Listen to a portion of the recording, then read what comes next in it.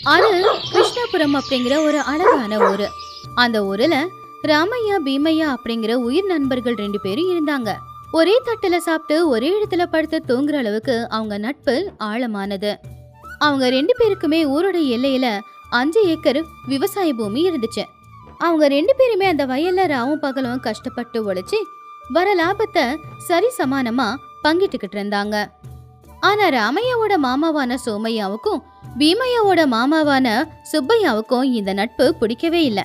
அவங்க 2 பேரும் விவசாயம் செஞ்சுக்கிட்டு இருக்கிற அந்த 5 ஏக்கர் வயலை எப்படியாவது இவங்க சொந்தமாக்கிக்கிறதுக்காக இவங்க 2 பேரும் திட்டங்களை போட்டுக்கிட்டு இருந்தாங்க. ஆனா இது வரைக்கும் என்னதான் பண்ணாலும் அவங்க 2 பேரையும் பிரிக்கிறதுக்கான திட்டம் பலிக்கல. ஒரு நாள் ராத்திரி நேரம், ஏன் சுப்பையா, இந்த ராமையாவும் பீமையாவும் எத்தனை நாளைக்கு ஒன்றா இருப்பாங்க? இவங்க 2 பேரும் ஒன்றா இருந்தா அவங்க 5 ஏக்கர் பூமியில் நமக்கு எதுவும் கிடைக்காதே. இத்தனை வருஷம் ஆனாலும் அவங்களுக்குள்ள இருக்கிற நட்பு நல்லா இருக்கே ஒழிய கொஞ்சம் கூட கெட்டு போக மாட்டேங்குதே. உண்மைதான் சோமையா, என் மருமகன் பீமையா கிட்ட எத்தனை தடவை சொன்னாலும் அவன் கேட்க மாட்டேங்கிறான். ராமையா தான் அவனுக்கு கடவுள் மாதிரி. அவன் பகலுன்னா பகலும்பா, ராத்திரினா ராத்திரியும்பா. அவங்க நட்பை உடைக்க அந்த பிரம்மனால கூட முடியாதுன்னு தோணுது. பிரம்மனால முடியாம போகலாம், ஆனா இந்த சோமையாவால முடியும். 2 பேருக்கும் நடுவுல மூட்டி விட எனக்கு நெருப்பு தேவையில்லை, ஒரே ஒரு பொய் போதும். நான் ஒன்று பண்றேன், ராமையா கிட்ட போய் பீமையாவை பத்தி தப்பு தப்பா சொல்றேன். நீ பீமையா கிட்ட போய் ராமையாவை பத்தி தப்பு தப்பா சொல்லு. அவங்களுக்கு நடுவுல சந்தேகம் அப்படிங்கிற விதைய நட்டு வச்சோம்னா நாளைக்கு அதுவே ஒரு பெரிய மரமா வளர்ந்து நிற்கும். அதுக்கப்புறம் அதுவே அவங்களுடைய நட்பை உடைச்சி போட்டுடும். அப்ப அந்த வயலை நாம 2 பேரும் பாதி பாதியா பிரிச்சு எடுத்துக்கலாம். என்ன சொல்ற? சரியா சொன்ன சோமையா, அப்படியே பண்ணலாம். நாளையில இருந்து நம்ம நாடகத்தை ஆரம்பிக்கலாம். அடுத்த நாள் காலையில ராமையாவை வீட்டு திண்ணையில உட்காந்துக்கிட்டு இருக்கும்போது சோமையா அவன் கிட்ட போய், என்ன ராமையா, ரொம்ப ஆழமா யோசிச்சுக்கிட்டு இருக்க போலையே, வயல் வேலைய பத்தியா? ஆமா சோமையா, இந்த வருஷம் விளைச்சல் நல்லா வந்திருக்கு. நாளைக்கு சந்தைக்கு கொண்டு போய் வித்துட்டு வர பணத்தை நானும் பீமையாவும் பங்கு போட்டுக்கணும். உரத்துக்கு வாங்கின கடன் வேற இருக்கு. என்னது, பங்கு போட போறியா? இவ்வளோ அப்பாவியா இருந்தா எப்படி ராமையா? நீ என்னமோ பங்கு போட்டுக்கலான்னு சொல்ற, ஆனா அந்த பீமையா உன்னை முழுசா ஏமாத்த பாக்கறான். வாய மூடு சோமையா, இன்னொரு தடவை பீமையாவை பத்தி தப்பா சொன்ன உன் நாக்க வெட்டி எடுத்துடுவேன். அவன் என் உயிர் நண்பன், உனக்கு என்ன தெரியும்? நீ கோவப்பட்டாலும் பரவாயில்ல ராமையா, ஆனா உன்கிட்ட உண்மையை சொல்ல வேண்டியது என் கடமை. நேத்து பட்டணத்துல இருந்து வந்த தரகர்கிட்ட பீமையா தனியா போய் ஏதோ பேசிக்கிட்டு இருந்தான். ராமையாவுக்கு படிப்பறிவு கிடையாது, அவனை எப்படியாவது ஏமாத்தி நான் நிறைய பணத்தை எடுத்துக்கணும், அதுக்கு நீங்க தான் உதவி செய்யணும்னு அந்த தரகர்கிட்ட பேசினத நானே கேட்டேன்ப்பா. உனக்கு அநியாயம் நடக்கும்போது நான் பார்த்துட்டு சும்மா இருக்க முடியுமா? அதான் சொன்னேன், நம்பனா நம்பு. என்னது, பீமையா அப்படி சொன்னானா? சிச்சி, போய், அவன் அப்படி சொல்ல மாட்டான். சரி ராமையா, நாளைக்கு பட்டணத்துக்கு போகும்போது எவ்வளவு மூட்டை நெல்லை எடை போடுறாங்கன்னு நீயே பாரு. அப்ப நான் சொன்னது உண்மையா பொய்யான்னு உனக்கே தெரிய வரும். இன்னொரு பக்கம் பீமையா வயல்ல வேலை செய்யும் போது சுப்பையா அவனை போய் பார்த்து, மருமகனே பீமையா, அநியாயம் நடக்குதுடா. நீ என்னமோ அவனை நண்பன்னு நினைச்சுக்கிட்டு இருக்க, ஆனா அந்த ராமையா உன்னை ஏமாத்த பாக்கறான். மாமா, என்ன பைத்தியக்காரத்தனமா பேசுறீங்க? யார பத்தி பேசுறீங்க? ராமையா எனக்காக உயிரையே கொடுப்பான். அவன் உனக்காக உசுரை கொடுக்க மாட்டான், வேணுனா உன் உயிரை எடுப்பான். முந்தா நேத்து ஊரோட தலைவர்கிட்ட போய் உங்க 2 பேருக்கும் சேர்ந்தா மாதிரி கிணறு இருக்கு, அதை அவன் பேர்ல எழுதிக்கிட்டான். பீமனுக்கு அதுல எந்த உரிமையும் இல்ல, அவன் என் கீழே வேலை செய்யற வேலைக்காரன்தான் அப்படின்னு தலைவர்கிட்ட சொன்னதை நான் என் கண்ணால பார்த்தேன்டா. நாளைக்கு அவன் உன்னை நடு தெருவில் நிறுத்த போறான் பாரு. என்ன மாமா சொல்ற?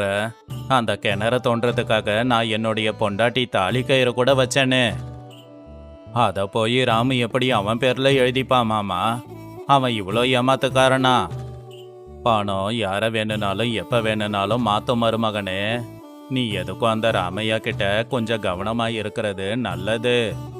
2 நாளுக்கு அப்புறமா வயல் வரப்புல பீமையா ராமையா சந்திச்சுக்கிட்டாங்க. அவங்க 2 பேரும் மனசுலயும் சொந்தக்காரங்க விதைச்ச விஷம் முளைச்சு வந்துருந்துச்சு. ஒருத்தங்களை ஒருத்தங்க முறைச்சு பார்த்துக்கிட்டு இருந்தாங்க. டே பீமையா, நேத்து பட்டணத்துக்கு போய் நெல் மூட்டையெல்லாம் எடை போட்டுட்டு வந்தா இல்ல? அதுல எத்தனை மூட்டைய கணக்கு காட்டுன, எத்தனை மூட்டைய ஒளிச்சு வச்ச? சரியான கணக்க சொல்றியா? நான் ஒளிச்சு வைக்கலடா, நீதான் என்னோட முதுகுல குத்துற.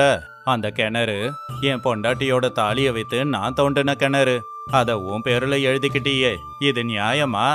அது எப்படிடா உனக்கு சொந்தமாகும்? நான் கிணத்தை என் பேர்ல எழுதிக்கிட்டேனா? என்னடா பைத்திய மாதிரி பேசுற? உன்னை நம்பி என் சொத்தெல்லாம் உன்கிட்ட கொடுத்தா என் முதுகுல குத்துறியா? முதுகுல குத்துனது நீதான் ராமு. என் மாமா சொன்னப்பவே நான் கண்முழிச்சிருக்கணும். ஆனா நான் தான் விட்டுட்டேன். சோமையா கூட என்கிட்ட வந்து சொன்னான்டா, நீ பணத்தை தான் திருடிக்கிட்டு இருக்கன்னு. ஆனா நான் நம்பல. ஆனா நீ பேசுறதெல்லாம் வச்சு பார்க்கும்போது அவன் சொன்னது உண்மைதான்னு தெரியுது. இனி நமக்குள்ள நட்பு இல்ல. நம்ம ஒன்னா சேர்ந்து விவசாயம் பண்ண முடியாது. எனக்கும் உன்னோட நட்பா இருக்கிறதுல விருப்பம் இல்ல. விவசாயம் செய்யறதுலயும் விருப்பம் கிடையாது. பஞ்சாயத்தை கூட்டி நாளைக்கு ஒரு முடிவு பண்ணலாம். அடுத்த நாள் காலையில அது கிருஷ்ணாபுரத்து ஊர் பஞ்சாயத்து. ஊர் தலைவருங்க, ஊர் ஜனங்க ஒரு பக்கம் ராமையா சோமையா, இன்னொரு பக்கம் பீமையா சுப்பையா, இப்படி எதிர்க்க நின்னுக்கிட்டு இருந்தாங்க. இது வரைக்கும் நட்புனா இவங்க தான் அப்படின்னு நினைச்சுக்கிட்டு இருந்த 2 பேரும் பஞ்சாயத்துக்கு வந்ததை பார்த்து, கிராமத்து ஜனங்களே, இன்னைக்கு நான் இந்த பஞ்சாயத்துல பாக்குற காட்சியெல்லாம் உண்மைதானா இல்ல கனவான்னு எனக்கே சந்தேகமா இருக்கு. அந்த கிருஷ்ண அர்ஜுன மாதிரியும் துரியோதன கருண மாதிரியும் நட்போட பழகிக்கிட்டு இருந்த ராமையாவும் பீமையாவும் இப்போ பரம எதிரிகளா நம்ம முன்னாடி நிக்கிறாங்க. உங்களுக்கு என்னடா பிரச்சனை? எதுக்குடா பஞ்சாயத்துக்கு வந்திருக்கீங்க? ஐயா, பீமையா என்ன செஞ்சான்னு நானே சொல்றேன், நீங்களே நியாயம் சொல்லுங்க. அவன் பட்டணத்துக்கு போய் வியாபாரிங்க கிட்ட விளைச்சலுக்கு விலை பேசும்போது பாதி விளைச்சலை மறைச்சு பாதி விளைச்சலை தான் எனக்கு கணக்கு காட்டியிருக்கான். இத சோமையா தான் நேரில் பார்த்துட்டு வந்து சொன்னாரு. பொய் சொல்றாங்க ஐயா. ராமையா பச்சை பொய் சொல்றான். அவன் தான் தப்பு பண்ணான்.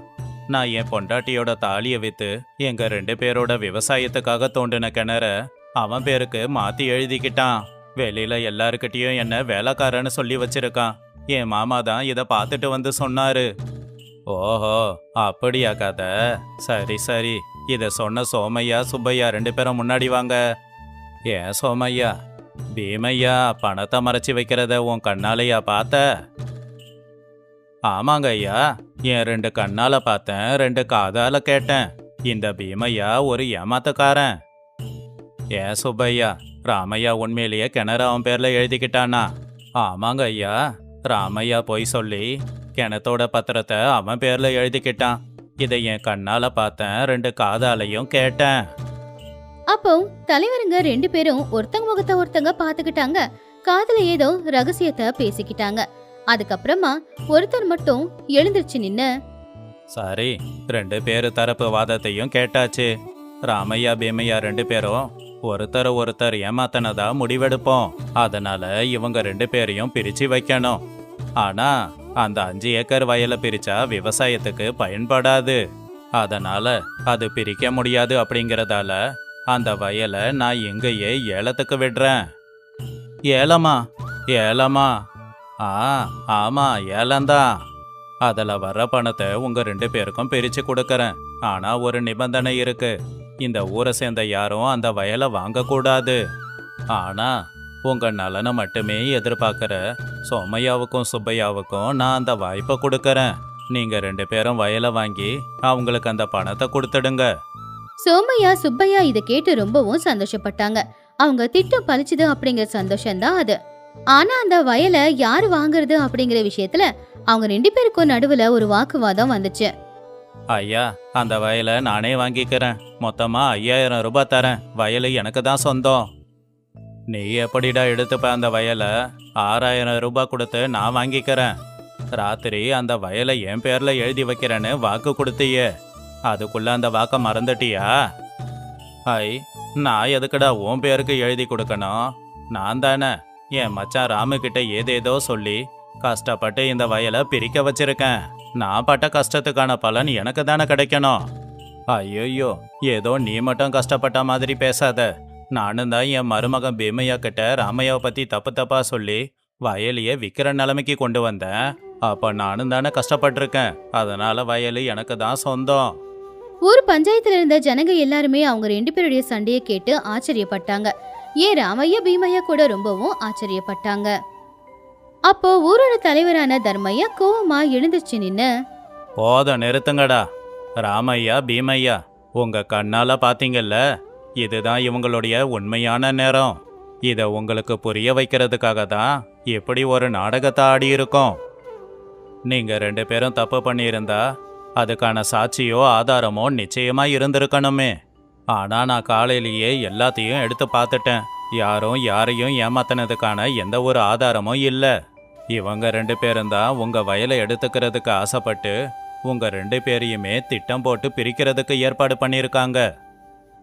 என்ன மன்னிச்சிடுறா பீமா, நான் ரொம்ப பெரிய தப்பு பண்ணிட்டேன். உன்னோட நட்பை மதிக்காம இவன் சொன்னதை போய் கேட்டு உண்மையிலேயே சந்தேகப்பட்டேன். தப்பு தான். நான் கூட தப்பு பண்ணிட்டேன்டா ராமு. உசிரை விட பெருசா நேசிச்ச உன்னை போயும் இவன் பேச்ச கேட்டு சந்தேகப்பட்டுட்டேனே. 2 பேரும் நல்லா கேளுங்க. நீங்க 2 பேரும் நல்ல நட்போட இருக்கீங்க. இது ஊர்ல இருக்கிறவங்களுக்கு பெருமைக்குரிய விஷயமா இருந்தாலும் உங்க சொந்தக்காரங்களுக்கு பொறாமையா இருக்கு.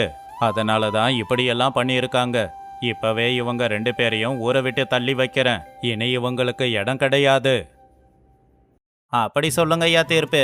இதுதான் சரியான தீர்ப்பு. சுப்பையா சோமையா தலையை குனிஞ்சு ஊரை விட்டே வெளியில போயிட்டாங்க. ராமையா பீமையா 2 பேரும் ஒருத்தங்க தோள் மேல ஒருத்தங்க கைய போட்டுக்கிட்டு சந்தோஷமா அவங்க வீட்டுக்கு போயிட்டாங்க. இந்த கதையில இருக்கிற நீதி என்னன்னா, யாரு என்ன சொன்னாலும் அதை கண்ணை மூடிக்கிட்டு நம்ப கூடாது. அதே மாதிரி நாம நட்பா பழகுறவங்க மேல இருக்கிற நம்பிக்கையை என்னைக்குமே இழக்க கூடாது. அப்படி ஒருவேளை யாராவது எதை சொல்லியோ இல்ல நாம ஏதாவது தெரிஞ்சுக்கிட்டோ நமக்கு அவங்க மேல ஏதாவது சந்தேகம் வந்துச்சுன்னா அத அவங்க கிட்டயே பேசி தீர்த்துக்கிறது நல்லது. அதை விட்டுட்டு அத மனசுல அப்படியே வச்சுக்கிட்டு ஒருத்தங்க மேல ஒருத்தங்க கோவத்தோட தெரியறதுக்கு பதிலா அத பேசி சரி பண்ணிக்கிறது ரொம்பவும் நல்லது.